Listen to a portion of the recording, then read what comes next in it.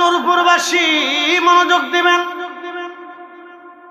কথাগুলি বোঝাটা জরুরি। ভাইজান আমার, আল্লাহ আমাদেরকে সৌন্দর্য দিলেন, সুন্দর চোখ দিলেন। বলেন পৃথিবীর সমস্ত জ্ঞান বিজ্ঞান আর মেধা তন্ত্র মন্ত্র এক জায়গা করে যদি চেষ্টা করে আল্লাহর দেওয়া একটা চোখের মতো চোখ কি বানাইতে পারবে? ভারতে দেখবেন কিছু মানুষ তন্ত্র মন্ত্র সাধন করে, হ্যাঁ, কামরূপ খামখানা কি ঘোরার জন্য আছে, তারপরে আগো আছে উত্তরপ্রদেশ, দক্ষিণ প্রদেশে, মহারাষ্ট্রে নাগা সাধু। নাগা সাধু অর্থ হচ্ছে তারা উলঙ্গ থাকে সারা বছরই, সারা জীবন উলঙ্গ, কাপড় চোপড় পরে। তারা এইভাবে তারা সাধনা করে, তন্ত্র মন্ত্র সাধনা করে। আচ্ছা আপনারা বলেন, খুব মনোযোগ দিয়ে কথাগুলি বুঝবেন, তাদের সমস্ত তন্ত্র মন্ত্র এক জায়গায় করলে কি আল্লাহর দেওয়া একটা জিহ্বার মতো জিহ্বা বানাইতে পারবে? জিহ্বা পারবে। আল্লাহর দেওয়া একটা চুলের মতো চুল বানাইতে পারবে?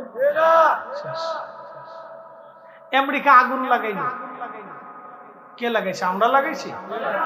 আমেরিকানরা লাগাইছে? লাগাই দিল কি?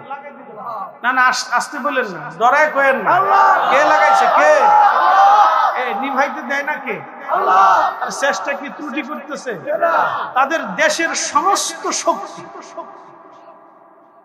অর্থাৎ পৃথিবীর একটা সুপ্রিম পাওয়ার, তার দেশের সমস্ত শক্তি দিয়ে চেষ্টা করেও আগুন নিয়ন্ত্রণে আনতে পারতেছে।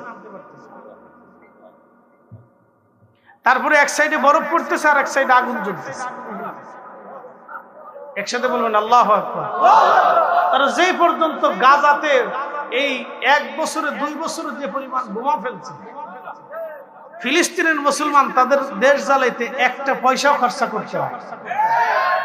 তারা যেই পরিমাণ গাজার অঞ্চল বোমা মেরে ধ্বংস করে দিয়েছে, আল্লাহ তার চাইতে বেশি অংশ আগুন দিয়ে পুরাইয়া মিসমার করে দিয়েছে। কালকে খবরে দেখলাম এক ধনাট্যর বাড়ি 204 কোটি মার্কিন ডলার দাম, বাড়ি পুড়ে গেছে। 204 কোটি মার্কিন ডলার, বুঝেন? বাংলাদেশ থেকে, বাংলাদেশে যদি 1 কোটি হয় তাহলে বাংলাদেশের, আমেরিকার যদি 1 কোটি, বাংলাদেশের 70 কোটি, তারও বেশি না? হ্যাঁ, 135 কোটি। তাহলে এখন ধরে 135 কোটি, তাহলে 135 কোটি বাংলাদেশের 1 কোটি, বাংলাদেশের 135 কোটি, আমেরিকার 1 কোটি, তাহলে 204 কোটি ডলারের মূল্যের একটা বাড়ি পুড়ে গেছে। একসাথে বলবেন আল্লাহু আকবার। তাহলে বাংলাদেশের কত টাকার সমান একটা বাড়ি, প্রাসাদ সমান একটা বাড়ি পুড়ে সরকার নিয়েছে। এটা যদি বাংলাদেশের কেউ ধরাইতো তাহলে পরে আর বাংলাদেশের উপায় আছে, সব সেকশন বন্ধ করে দিতে। আল্লাহ নিজে ধরায় পুরাই দিছে। আমেরিকার ইতিহাসে অপরিমিত ক্ষতি আমেরিকার জীবনে কোনোদিন দেখে নেই, আল্লাহ সেইভাবে করাই দিছে। মনে রাখবেন, মজলুমদের দোয়া কবুল হয়। কথা বলেন না কেন? মজলুমদের দোয়া কি হয়? মজলুমদের দোয়া কি হয়? মজলুমের চোখের পানি বৃথা যায় না। কথা বল ঠিক কিনা? ফিলিস্তিনিদের চোখের পানি বৃথা যায় না, যাবে না, আগামী তো আরো ভয়ঙ্কর আসবে। তারা নিজেরা নিজেরা যুদ্ধ করে মরবে, আরো কঠিন আসবে। প্রিয় উপস্থিতি, এই কোরআনে রব্বুল আলামিন বললেন, যাহারাল ফাসাদু ফিল বাররি ওয়াল বাহরি বিমা কাসাবাত আইদিন নাস।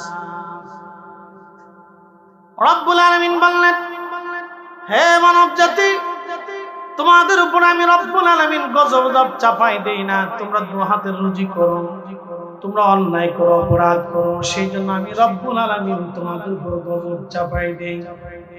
ফেরাউন এইভাবে নিজেকে খোদাই দাবি করে মুসলমানদেরকে কষ্ট দেওয়ার জন্য বহু চেষ্টা করেছিল। শেষ পর্যন্ত ফেরাউন কিন্তু পানির মধ্যে ডুবে তার রাজত্ব, তার সব ইসমার হয়েছে। নমরুদ চেষ্টা করেছে, সে মশার কামড় খাইয়া, জুতার পিটুনি খাইয়া সে কবরে চলে গেল। সম্রাট আকবর মুজাদ্দিদ আল ফিসানির জামানাতে মুসলমান ইসলাম বিদায় করার জন্য ষড়যন্ত্র করল। আমার আল্লাহ সম্রাট আকবরকে দুনিয়ার থেকে অপমানের সাথে বিদায় করাইয়া এই জমিনে আল্লাহর হুকুমত আমার আল্লাহ কায়েম করাইলেন। রাজা পৃথ্বীরাজ খাজা বাবা আজমিরের বিরুদ্ধে বহু চেষ্টা করার পরেও সে শেষ পর্যন্ত ব্যর্থ হলো। গোরগোবিন্দ শাহজালালি আমিন রহমাতুল্লাহর কাছে পরাজিত হয়ে পলায়ন করে দেশ ছেড়ে তার রাজ্য ধ্বংস হয়ে গেল। ইসলাম মুসলমান, ইসলাম ও মুসলমান, ইসলাম এবং মুসলমানদের বিরুদ্ধে যারা ষড়যন্ত্র করেছে, যুগে যুগে যুগে যুগে আল্লাহ তাদেরকে পরাজিত করেছে। কথা বলেন ঠিক কিনা? কোন সন্দেহ? এটা তাদের দু হাতের রুজি আরো সামনে। অনেকে বলতেছে বিভিন্ন দেশে ভূমিকম্প হয়, তা কি হবে? ও চিন্তা তো আপনার করে লাভ নাই। বিভিন্ন দেশে ভূমিকম্প হয়, ওইটাও আল্লাহর গজব। ভূমিকম্প এটা আল্লাহর গজব, এটা কি রহমত নাকি? হ্যাঁ, আমাদের দেশে বন্যা হয় না, মাঝে মধ্যে হঠাৎ বন্যা হয়, এটা কি রহমত নাকি? এটা তো গজব। তা আপনারা যে বেশি ভালো তা তো না। বলে হুজুর কেমনে ভালো? এদেশের বহু ভাই তার বোনের জমি বুঝাই দেন, বলে বেটা ভালোই লোক। কি কথা কন না কেন? বহু ভাই আছে বোনের জমি বুঝাই না। বাংলাদেশের এখন বহু গ্রামে, হাজার হাজার গ্রাম, 364,000 গ্রামে এখনো সঠিক মতো বিচার সালিশ হয় না। পক্ষের টানে, দলের টানে, মতের টানে, বংশের টানে, আত্মীয়র টানে, শক্তির টানে, টাকার জোরে এখনো বিচার হয়। তাহলে আমরা কি ভালো নাকি? কি কথা বল না কেন? তা আমাদের উপরে আল্লাহ বন্যা দিব না, তুফান দিব না? তা আল্লাহকে আমরা ছেড়ে দিব নাকি? আল্লাহ বলছেন এটা তোমাদের দু হাতের রুজি, যারা করবা তারা পাবা। কি কথা ঠিক আছে না ভাই? যারা করবা তারা পাবা, এক কথাই শেষ। যারা করবা তারা পাবা। আল্লাহ রাসূল বলেন, আমার উম্মত, পৃথিবীতে ন্যায় বিচার হচ্ছে সবচেয়ে মূল্যবান জিনিস। আপনাদেরকে শোনাই, সাহাবীরা এক মহিলাকে ধরে নিয়ে আসছে। মহিলাকে ধরে নিয়ে আসার পরে সাহাবীদেরকে রাসূল বললেন, এই মহিলার অপরাধ কি? ইয়া রাসূলুল্লাহ, সে চুরি করতে যাইয়া হাতে নাতে ধরা পড়ছে। আল্লাহর নবী বললেন, হাতে নাতে যেহেতু ধরা পড়ছে সে চোর, তাহলে তার হাত কেটে দাও, আল্লাহর বিধান। অন্যান্য সাহাবীরা এসে বলেন, ইয়া রাসূলুল্লাহ, সে সম্ভ্রান্ত পরিবারের নারী, তার হাত কাটা কি মওকুফ করা যায় না? আল্লাহ রাসূল জালালি হয়ে বলেন, এই সাহাবীরা, পূর্ব জামানার উম্মতগুলি ধ্বংস হয়ে গেছে। আল্লাহ তাদের উপর পাথর নিক্ষেপ করেছে, আগুন নিক্ষেপ করেছে, ভূমিধস হয়েছে, ভূমিকম্প হয়েছে, আল্লাহ মাটির ভিতর তাদেরকে গেড়ে দিয়েছে, দুর্ভিক্ষ দিয়েছে, সাইক্লোন, টর্নেডো, ঝড় তুফান দিয়ে তাদের ধ্বংস করে দিয়েছে। শুধু তারা পৃথিবীতে অন্যায় করার কারণে, ন্যায়কে ধ্বংস করার কারণে। আমার উম্মতেরা, আমার ফাতেমা যদি চুরি করত, আমি রাসূল নিজে হাতে তার হাত কেটে দিতাম। অতএব এইখানে কোনো কনসিডার হবে না। একসাথে বলা যাবে আল্লাহু আকবার। তাহলে পৃথিবীতে গজব কেন আসে? অন্যায়ের কারণে, জুলুমের কারণে। কথা ঠিক আছে কিনা? এই আমেরিকার এই গজবটা কেন আসলো? তারা মুসলমানদের উপর বেশি জুলুম করে দিয়েছে, বেশি জুলুম করছে ফিলিস্তিনের দেশে, একবার অপরিমিত জুলুম, যে জুলুমের কোনো সীমানা নির্ধারণ করা যায়। আপনি তো সাধারণ দেখতেছেন, আমি তো মনে ভাবতাম যে আমেরিকার অর্ধেক যদি আর অর্ধেক করে দিত, তাহলে তারা যে জুলুম করছে ফিলিস্তিনিদের সাথে, তাও এর শোধ হয় না। আপনি জানেন, ফিলিস্তিনের একটা মায়ের সন্তান আপনি তার কোল থেকে কেড়ে নিয়েছেন, আর এই সন্তান ফেরত দিতে পারবে? বাড়ি পুড়ে গেছে, বাড়ি বানাইতে পারবে, কিন্তু যে সন্তানগুলি তারা কেড়ে নিয়ে গেল, এই সন্তানগুলি তারা ফেরত দিতে পারবে? আমি তো মনে করি পুরো আমেরিকা পুড়ে গেলেও এর হক আদায় হয়। কি কথা কন না কেন? পুরা মার্কিন পুড়ে গেলেও হক আদায় হয়। ওরা দেশও যদি আল্লাহ জ্বালিয়ে দিত, তাও তো হক আদায় হয়।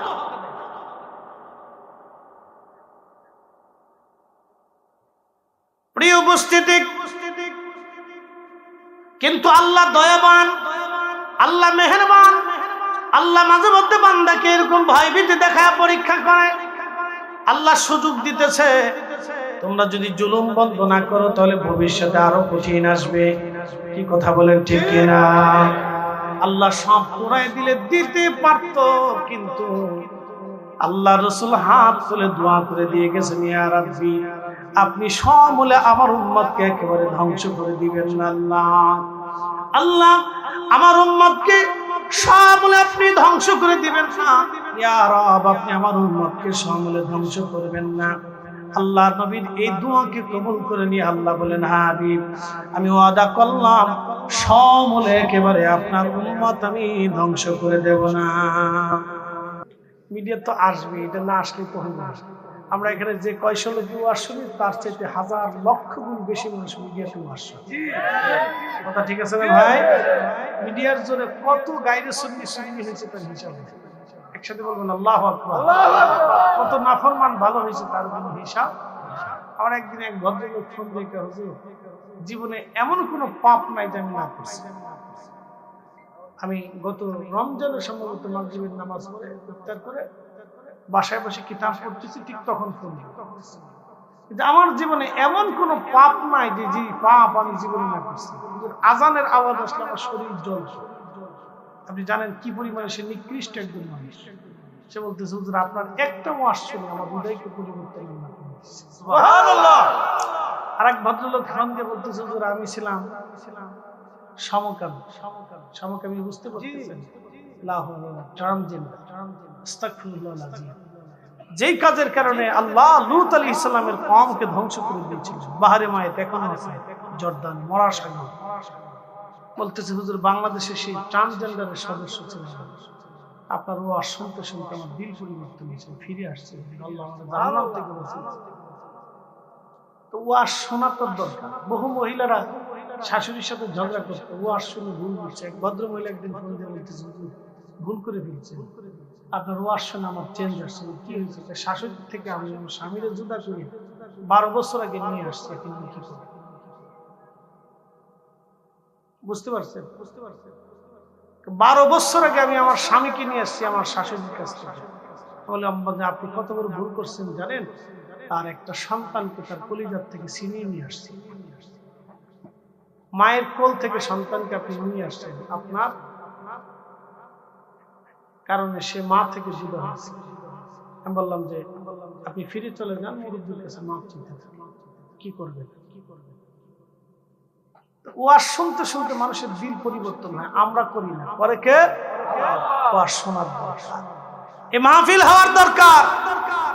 এই মাহফিল আজ 28তম চলতেছে, বাকি 2 বছর গেলে 30 বছর হবে। 30 বছরে লক্ষ লক্ষ মানুষ এই মাহফিল শোনার কারণে এখনো দিন সুন্নিয়ত বুঝে। কথা বলেন ঠিক কিনা? মাহফিল প্রয়োজন। যারা মাহফিলের বিরোধিতা করে আমি মনে করি আল্লাহর বিরোধিতা করে, আল্লাহ রাসূলের বিরোধিতা করে। আর দ্বীনুন নসিহা, দ্বীন নসিহতের উপর জিন্দা। আপনি এদেশের সব সুন্নি মাহফিল বন্ধ করে দেন, দেখবেন সুন্নিয়ত হারাই যাবে। সুন্নি কি মানুষ বুঝবে? আপনি শানে রিসালাতের আলোচনা সারা বাংলাদেশ থেকে স্টপ করে দেন, রাসূলের শান কি মানুষ বুঝবে না। বাংলাদেশের সব মাহফিল, সব তাফসীর, সব ঘরানার প্রোগ্রাম, সব ঘরানার ব্যক্তিদের প্রোগ্রাম, ইসালে সব পুরুষ মাহফিল, পীর মাশায়েখদের যাতায়াত আসা যাওয়া বন্ধ করে দেন। 5 বছর পরে দেখবেন যে এদেশের নারীরা জিন্সের প্যান্ট পরে, হাফ প্যান্ট পরে রাস্তা দিয়ে হাঁটতেছে। বুঝতে পারছেন? এই যে না দ্বীনুন নসিহা, রাসূল বললেন দ্বীন নসিহতের উপর নির্ভর করে। এই জন্য যত শুনবেন তত জানবেন, যত শুনবেন তত জানবেন।